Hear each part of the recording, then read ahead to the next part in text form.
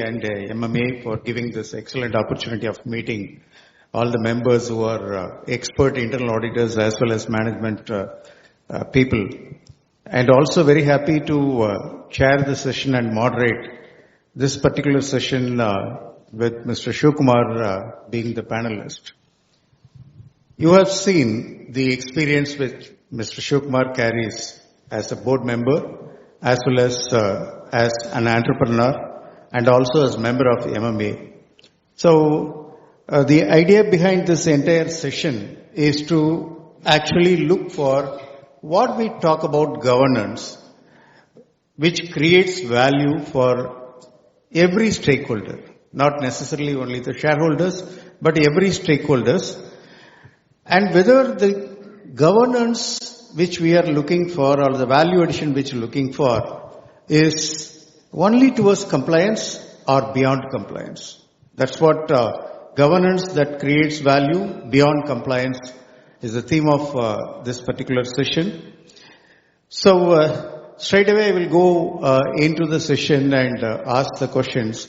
What I am planning was I have a set of questions which I have prepared for the comfort which I wanted to enjoy in asking questions rather than answering questions because sometimes brilliant questions will be coming in like what he has actually saw and but I have a person who can actually answer without asking for 4 different answers from the floor. So with that maybe I will start with if you look at the history of corporate India, some of the governance collapses. So I start with collapses because we are risk mitigators, so we have to anticipate risk and we have to work against the risk. So I start with the governance collapse happened in companies. Those companies are brilliant companies, award-winning companies. Some of the cases which we have seen, they have even won the Golden Peacock Award was the best corporate governance in the country. And next week, the chairman has addressed the media saying that we have fudged the accounts for the past 7 years. So as a veteran board member, how do you distinguish between a company that merely audit ready and one that is truly governed by creating value to the stakeholders? Good afternoon. Let me thank IAA and MMA for inviting me as a panelist, and very happy to meet Mr. Ganesan, who's known amongst the auditors, is a very eminent person. Very happy to meet him and take his questions. I need to also tell you that I'm very fortunate to be part of very ethical companies, be it Roots in Coimbatore, Multi-Clean and Industries Limited, part of Tanishq and the stringent audit norms set by Tanishq, part of MMA, Ramakrishna Board, and the Banyan, the big NGO. And we've seen how governance can help companies grow at a rapid pace. So with this, let me take your question on how some of the companies have won awards but then got into controversies a little later. Probably, if you look at even organizations, leave financial audit or a governance audit, even an ISO audit, we tend to get our certification through the tick box culture. Now, what exactly is the tick box is you know that in order to pass this particular audit, you need a set of papers which are tick box. It could be SEBI regulators. It could be other regulators with which you need to pass them. So you get into that culture and you're not looking at governance on a larger space in the sense governance for what you call the one that you mentioned in your question, governance for No. We need to have the governance in order to have the not compliance, not governance for compliance alone. Create values. So value-based governance. is the key word that we need to use. So if you're going to move out from that and look at when you're auditing, look at value-based governance for value, and then probably better results can come. The second or the other aspect is whenever there's a kind of a culture where there's a red flag, either through a whistleblower complaint, or if you have someone else or your internal audit committee throwing up some facts, are you conveniently burying those facts instead of making the course corrections? If the culture of burying the facts happen, then there can be a larger problem for the organization. And the board member has to be just not be relying on executive committee summaries. If there is a target given in your business plan, and if the company is achieving or not achieving, if there is a delta increase or decrease, then you need to look at market conditions and see if there is a powerful performance indicator that matches the outcome of the company's targets. So these are three broad ways that you can look at and to prevent such occurrences. You are spot on this, sir. Whenever we are talking about the governance, sometimes we are trying to go for a tick box approach, as you were rightly pointing out. We are not even looking at whether a whistleblower will be looking in a different perspective or the internal auditors are giving some sort of guidances to you, but we are simply ignoring that the ultimate goal is to get my certification. It is like I was having a very recent visit to my cardiologist, and the cardiologist was asking me to take some test. And he was asking about what is your average H1B, WC or whatever medical term he was asking. So when I said that from 7.1 it has come to 5.4, so I was not necessarily to take my diabetic medicine, etc. He simply laughed and asked me, what is the last snack you have taken? I said, Punjabi samosa. So he immediately said that is the reason why we are not believing just this number, but also look at the history at which, what are all the risks which you are carrying along with you in your lifestyle. Similarly, in an organization, when the risks are added, and there is always a worry on how we are moving away from the tick box approach. And exactly that is what Shivkumar sir was mentioning. So naturally, the next question goes on.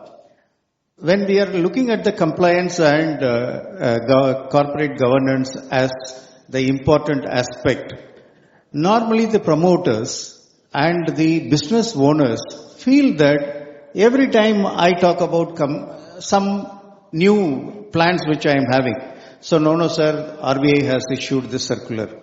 No, NAFRA has issued this circular.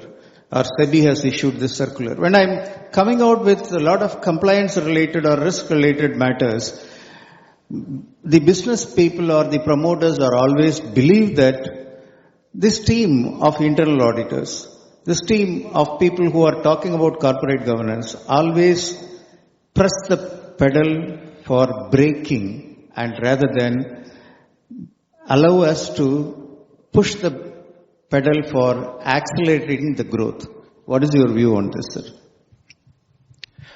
Yeah, every time we sit in the boardroom and we come with a robust plan to grow the company, the auditors press the brakes. So all that I can tell you is that if you want to speed the car, then you need the brakes. So if you want the company to grow faster, these brakes are essential and integral part. So firstly, if you have a robust governance system in place, let it be called as a handbrake or another brake. If your accelerator has to be used with freedom, then with a proper governance structure in place or an auditing structure in place, then you can take much more dynamic strategic decisions. You can take a lot more risk and you can take a lot more strategic decisions that can grow your company. That's my first point. True, sir. If you are very strong in making your strategic plans and address the concerns, naturally compliance will also take place, but at the same time we will be looking at the organizational growth and compliance with the corporate governance and other requirements as well. And the second one that I'd like to tell you is you get better employees to work for you. If the governance is in place, if it is transparent and rather not opaque, you get better employees work for you. And then if you can really know that your interest cost, your capital cost, everything will come down. Therefore, the efficiency of the company is far more better. So let's say there is a strategic decision to have a heavy capex for your company, be it on a merger or an acquisition, or be it on a new plant that you need to go.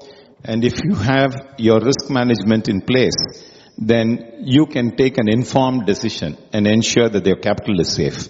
So governance with respect to risk, governance with respect to employee welfare, and governance with making bold decisions are actually helping the company grow at a fantastic pace. You're 100% true. Sir, I have seen that when you are talking about budget and the strategic decisions, I have also seen that the budget allocated for compliance framework in any organization is like a budget allocated for buying a motorcycle, whereas the budget allocated for strategy planning is like the budget allocated for a Benz car, right? So the strategic decisions of the board is more important than anything else. So you are spot on again. And we always talk about, maybe in this conference also people might have heard about this again and again. We look for a tone at the top as the critical information or critical guidance for any organization's success. But in a multi-level companies where the organization has a lot of multi-locations and multi-activities, etc., getting the tone at the top to come to the workers' level, it gets always diluted. But if the tone at the top is not properly communicated to them, whatever efforts strategically the board is taking will not be successful. And what would be your suggestion for being an effective board, ensuring that the tone at top is being preached, practiced, and communicating the way in which the organization should grow? So, the first and foremost is that you have a lot of middle-level managers. And the tone at the top may not reach the middle-level managers. And therefore, their communication to the other people may not be the same thinking pattern of the top board members. So what do? You can ask HR to improve their communication skills, but more importantly, middle-level managers are aware about their KPIs. So if we can look at ethical KPIs to be embedded in their KPIs, then you will get a better organization, better communication, better ethical things that flow. And as a board member, it is not enough that you operate out of a AC room, out of big cities, when your locations are in different parts of the country. Then you need to ask for much more deeper data. It could be from the plant level. It could be safety, security. It could be labor grievances or the local governance issues. Are you getting some raw data from them which you can assess and take cognizance? The final thing is, I operate out of Tanishq also.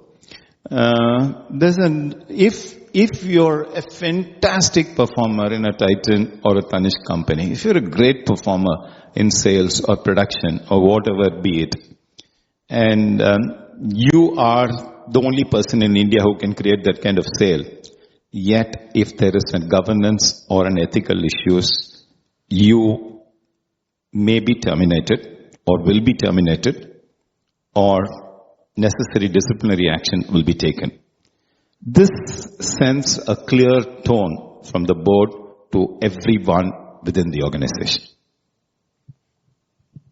It's very interesting, sir. You being a specialist on HR and human resources management, I expected that how you will connect the dots to ensure that the tone at the top will always percolate to the last person in the organization and everybody lives the culture of the organization. Thank you very much for that answer. And the next question is because you are coming from Coimbatore and I also do a lot of audits of promoter driven companies, especially family oriented companies.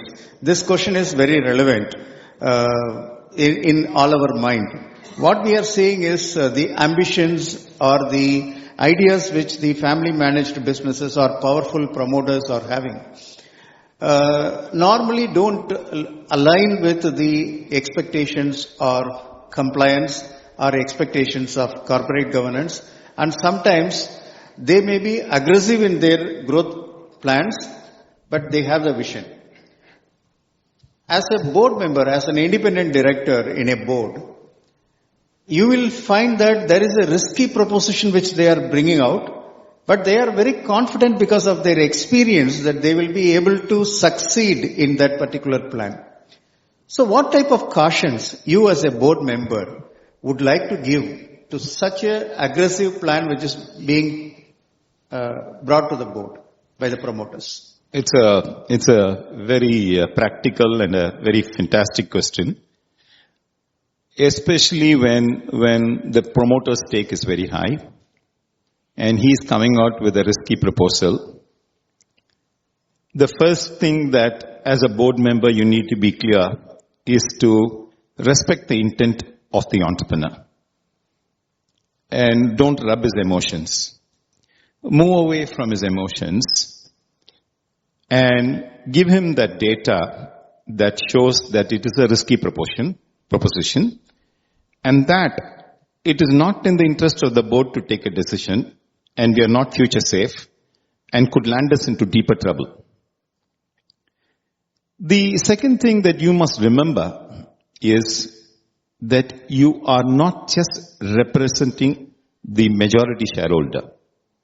Your responsibility lies with the other shareholders, the executives, the government and the other people. Therefore, you need to be clear that this is some way conveyed to the majority shareholder. Finally, we need to make sure that if nothing works or you find it difficult. Just thought that a brilliant question may come from the audience. Anybody who wanted to have any questions directly to Mr. Shivkumar, I will be happy to open it for you. So that's enough for this? Yeah, at the end we'll take the questions online. Okay. We'll be taking it online after our questions. They'll be throwing questions. Okay. So we'll finish ours right. and then take Then I will have the comfort. We'll comfort and depending on the time we'll and then we will have your audience also. And another point which we started talking about in every board, maybe like I am always frustrated to hear the word substance over form in any audit. Nowadays in the board also we are worried about or maybe frustrated in hearing the word ESG. Oh. Because people are moving out from numbers. I being an auditor, I am always fascinated with the numbers. And unfortunately now people are trying to move out from the numbers and trying to see how you will sustain the growth, how you will give back to your organization, give back to the economy. So the ESG comes as one of the requirement, and the major companies are now required to report on ESG impact which they have made as well. So what is your take on ESG and how much importance it should be given? ESG is something that your heart must permit. You must live ESG. It is not an audit parameter.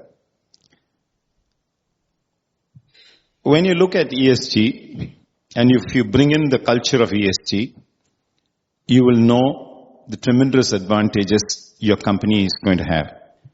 Let us say I deal with Tanishq jewelry or watches. Now, it is a B2C. You can get from your mobile what is Titan's ESG score today.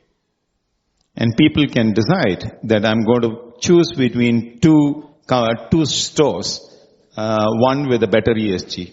Ashok Leyland's ESG is known to everybody. So the top 50 companies' ESG scores are known because you're coming out with that integrated, financial statement.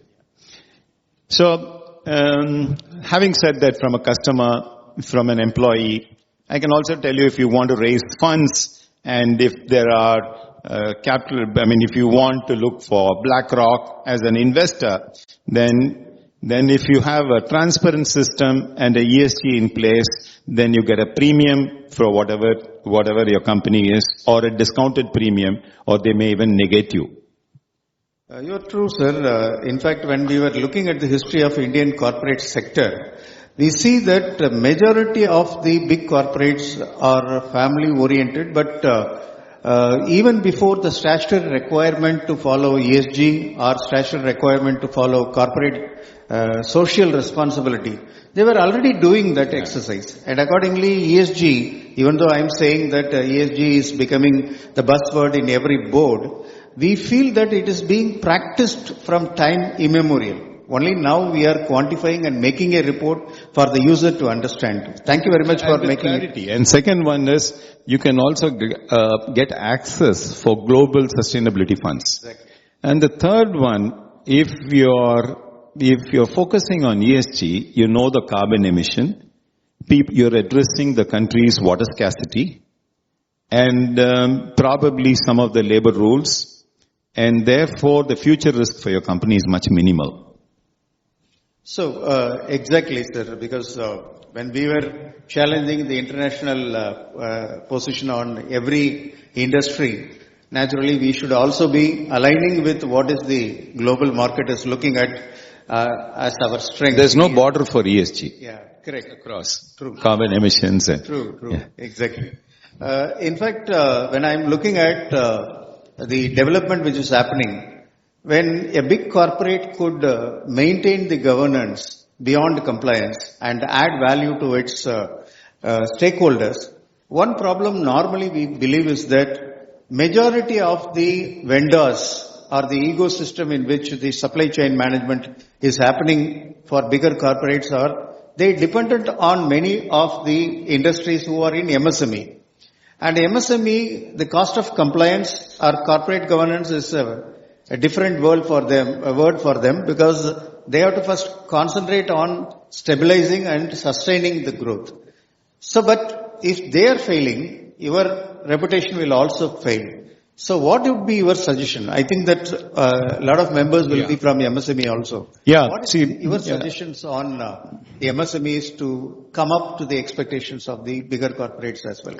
See, you can't group the entire MSMEs into one basket. There are several MSMEs with high efficiency, high governance, listed in the stock exchange, and probably outbeat some of their large companies. And you look at TQM principles, TPM principles, all have gone deeper into the MSMEs. They become cost competitive. If you're buying a car and if you say the car cannot have any MSME component into it, then you will not get anything. Probably you'll get a tire. Okay? Because all of the things are bought from MSMEs. So that's the thing. But to take a very extreme case, you're a tier 1 supplier, very extreme case, and you had child labor in your organization, okay, or a posh case in your organization.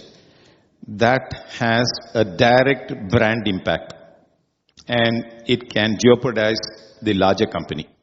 So a small minor case where a child labor is seen or a posh case is seen, then the brand is not accepted by the customer. So it's a very dangerous scenario. The second one is, we are called as, MSMEs are today called as partners. We are not called as vendors. We are called as partners. So we are privy to what is happening to large organizations. They know what is happening within us. There's a continuous audit. But if there is a governance issue, the MSME could land itself on a bankruptcy, which can have future impact on that organization as well as the larger corporate. So we need to educate them, ensure we also have an audit so that the governance is in place. And today we are only integrated, digitally integrated. So the cyber security and other things have to be placed, whether you're an MSME and a large company. We have to work in tandem. We are partners. And therefore, what is applicable to the large company is applicable to the smaller company or an MSME or a tiny company. Very good suggestion, sir. Taking them as partners rather than as only suppliers or vendors.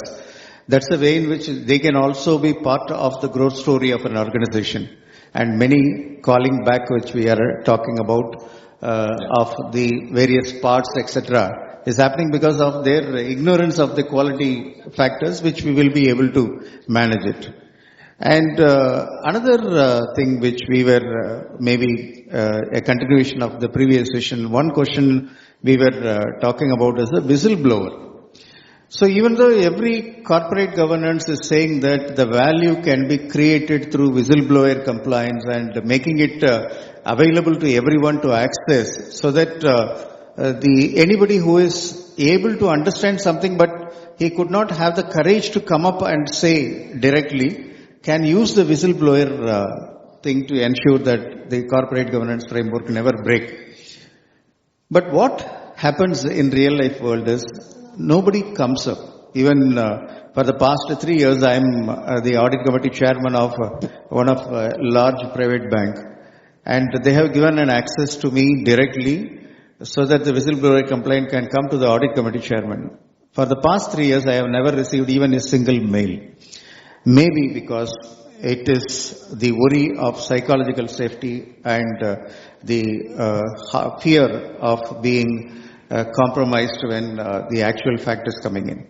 How much the organization should spend time, energy and educating people that whistleblower is the backbone of any organization to ensure that the value add is further going up? Given the Indian culture, we refrain from raising complaints, be it the government or organization. One strong reason is because of the fear. If, let's say, your company has not received any complaint from the whistleblowers, does not mean everything is fine. It could mean that there is a lot of fear. It could probably mean that there is a lot of fear among the executives, preventing them for using this mechanism for raising their complaint. So HR has a large role to play. HR could have a lot of training programs on transparency, on overcoming fear, or how it can be voiced and things like that. The second one, you need to look very clearly from the board perspective, look at if there has been a whistleblower instance. What has happened to that executive? Has he resigned? Is he continuing within your organization? Is it beyond 6 months, 9 months? Is he being respected within the company? Are his promotions in place? Is he finding this place a safe place to work for? All these things are very, very important. But as you rightfully told me in your question that even in a bank, you have a different mechanism. Can you look at the whistleblower complaint not coming through the executive management executives, but through a third party where you can ensure the confidentiality of the whistleblower and therefore eradicate that fear and risk. So that is a mechanism that company can look at, the third party direct mechanism. Of course, you are correct that an independent agency handling this whistleblower compliance will be a better choice. Sometimes the regulators are asking that the ACB should be the highest independent body to look into that. That may be the reason why regulatory framework says that the ACB chairman should have the access to the whistleblower complaint. And we got a very good question from the audience. As a serial entrepreneur and business leader, how do you balance innovation, speed and growth with strong controls and governance discipline? So balancing between innovation, speed and growth with the strong controls and governance discipline. Very nice question. As a serial entrepreneur and trying to invest even in startup companies, one thing that I try to tell them is much before innovation and growth is your controls in place, is your governance in place. This has to be started much before you even start your organization, between partners, between everybody. Get your governance in place. And once the governance is in place, then lot many things happen to you a lot more easier. You may get innovation funds. You may have growth arising out of companies that want to do business with you. And you may have a lot more favorable tailwinds. Which protect you. So protect the governance, and the governance will protect the rest of it. In fact, we talked about MSME and you have also given some guidance. A follow-up question has come. How can small and medium enterprises build practical governance systems without making them overly complex or bureaucratic? Because for them, complex or bureaucratic environment may not be cost effective, but at the same time they wanted to come up closer to the expectations of their customers who are big corporates. How it can build the practical governance systems?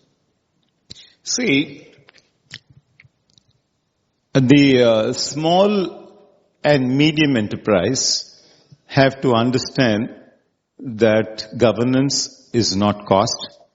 Governance could also be profitability in many ways, which I mentioned even during your questions, cost of borrowing, governance and things like that.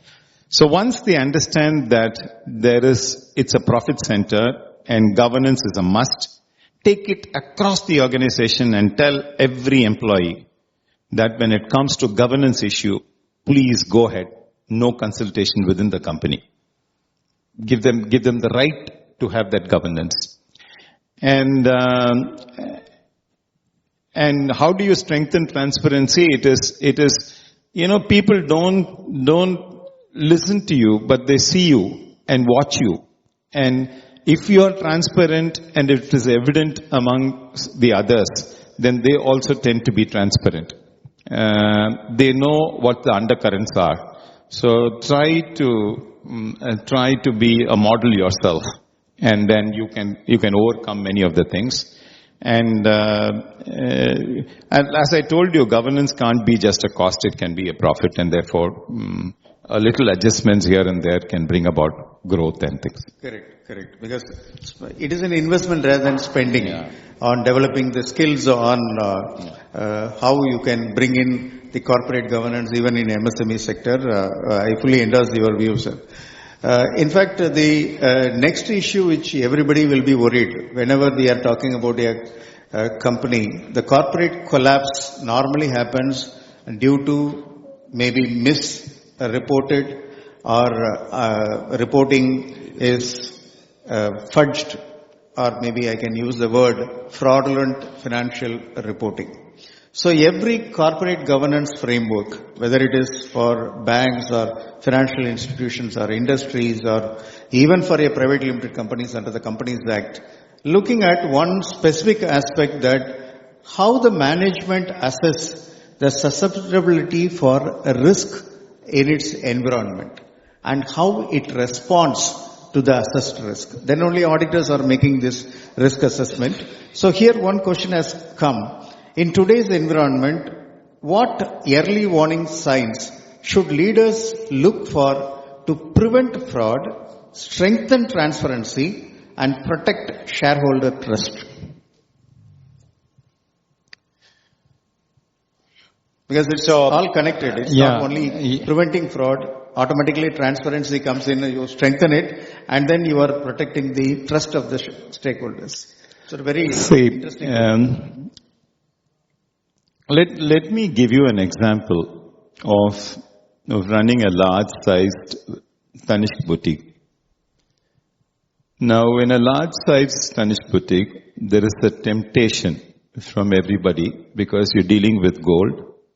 Multiple ways for an employee to do a small fraud and overcome that. Multiple reasons for them to be opaque and not transparent. So what do you actually do is you need to build a culture.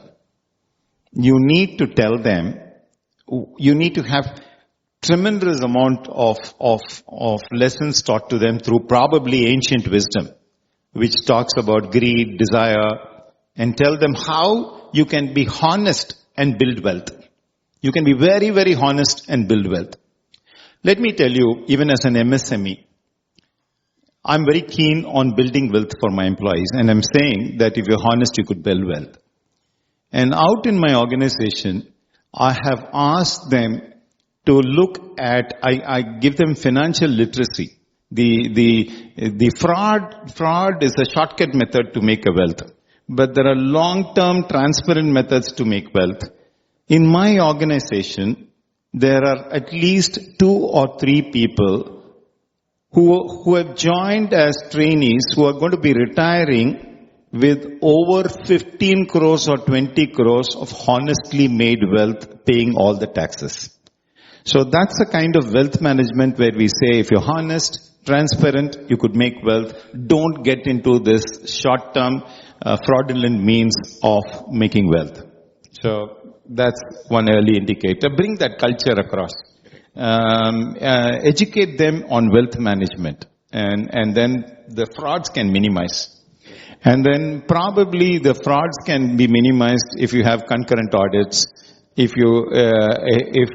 our audits are very concurrent in the sense, probably an audit is done once in every 3-4 hours. There is a separate audit team that does concurrent audit because we can't detect something later on when you're dealing with gold. So the concurrent audits, all that will show early indicators of fraud. And we are much more compliant than just the compliance or the governance laid down by the government. We look at multiple issues, aging stocks, return of stocks and things like that, which could throw up data. Correct, sir. In fact, you brought me back to the fundamental principle or the organizer's point of view also, internal audit. So you said that we have to create a culture and we have to also ensure that the prevention is being done on a concurrent basis. So now, because the internal audit in many times being talked about as a post-mortem work rather than finding it, but now the entire internal audit has been revamped as a process audit and suggesting, including the assistance of AA, they make predictive analysis of what can go wrong and what could be the remedial measures on this.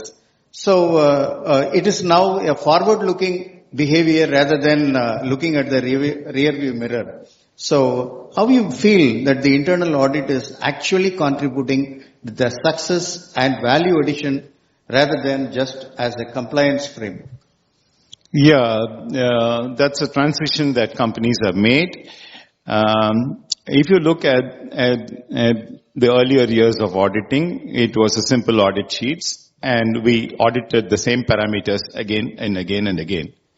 Now, can you make those parameters a little dynamic, based on market risks, based on government regulations? Can it be a little more dynamic?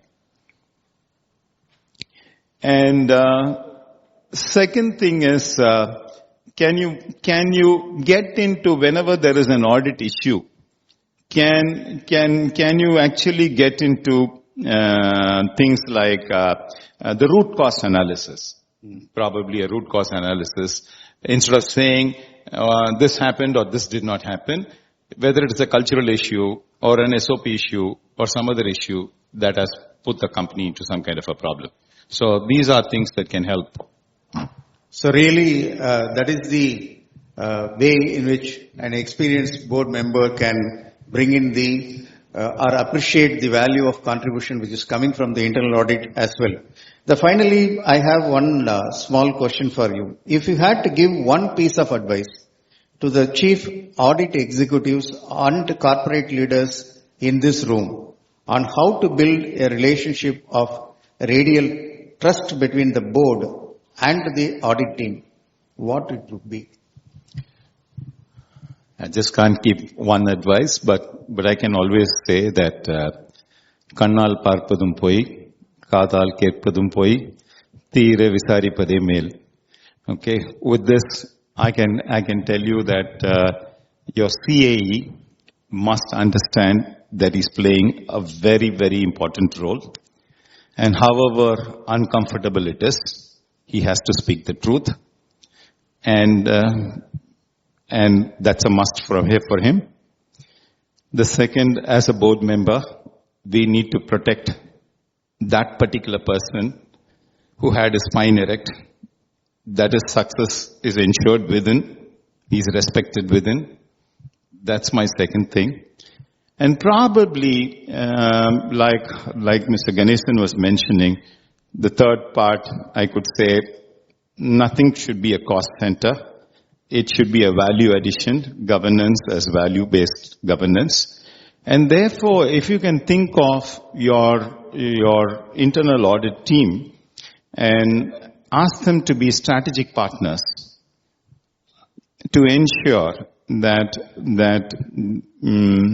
your value of the company, or as a brand custodian, you're value adding, and you're also making sure that your company's equity is protected.